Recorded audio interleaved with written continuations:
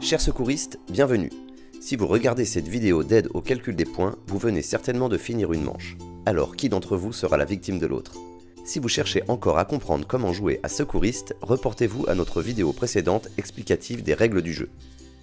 Pour le calcul des points, notons tout d'abord que seuls les sauvetages débutés comptent, et donc qu'un sauvetage sur lequel aucune carte n'a été jouée n'ajoute ni n'enlève aucun point, que vous entrepreniez une partie classique ou junior.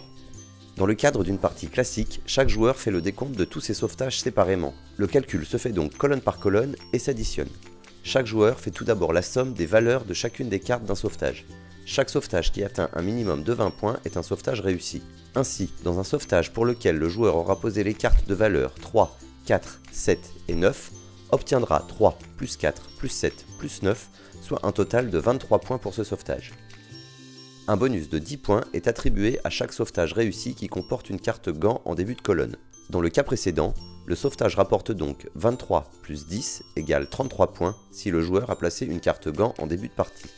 Attention, un sauvetage dans une partie classique qui n'atteint pas les 20 points minimum en fera alors perdre automatiquement 10 au joueur pour ce sauvetage, quel que soit le total des valeurs de cette colonne. Et si de surcroît ce sauvetage débute par une carte gant, alors le joueur comptabilise automatiquement une perte double, moins 20 points pour ce sauvetage. Par exemple, un sauvetage avec des cartes de valeur 2, 4, 5 et 6 ne totalise que 17 points.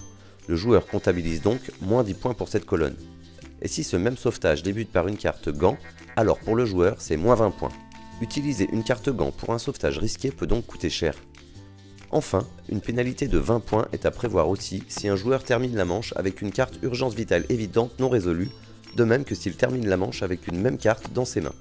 Pour vous aider lors de la phase de calcul des scores en fin de manche, les deux cartes d'aide reprennent point par point la méthode de calcul. Les points gagnés pour chaque sauvetage sont notés, additionnés et constituent le total des points gagnés par chaque joueur dans cette manche. Puis les cartes sont mélangées et redistribuées, toujours 8 par joueur pour chaque manche. Le joueur qui a obtenu le plus de points lors de la manche précédente débute la nouvelle, et le joueur qui totalise le plus de points après 3 manches remporte la partie.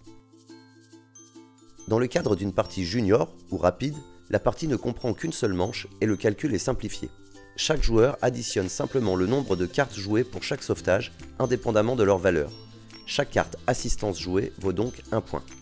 Par contre, un sauvetage qui débute par une carte gant doit contenir au moins 3 cartes assistance. Si c'est bien le cas, alors le joueur gagne 1 point par carte assistance, plus 3 points de bonus pour la carte gant placée en début de sauvetage.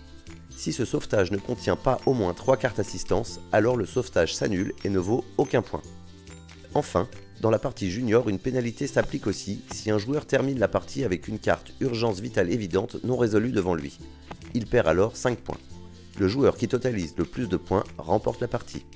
Là aussi, pour vous aider lors de la phase de calcul des scores en fin de manche, les deux cartes d'aide reprennent point par point la méthode de calcul, facilitant ainsi la reprise du jeu. Voilà, à vous de jouer désormais. Alors, qui d'entre vous sera la victime de l'autre ?